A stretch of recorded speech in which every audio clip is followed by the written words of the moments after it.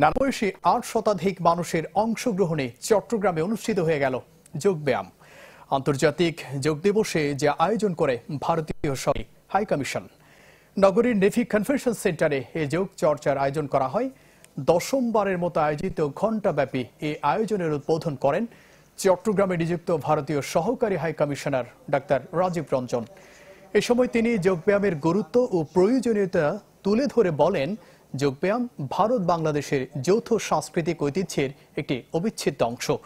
এটি একটি বৈজ্ঞানিক প্রক্রিয়া যাতে সৃজনশীল ও বুদ্ধিবৃত্তি জোরালো হয়।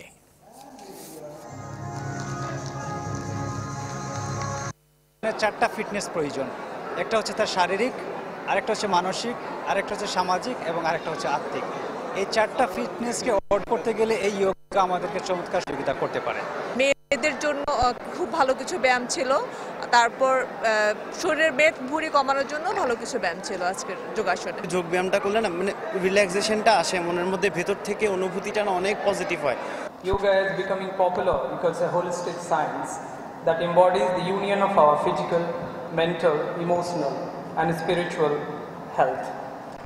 It is a science of well-being, science of youthfulness, science of integrating body, mind and soul.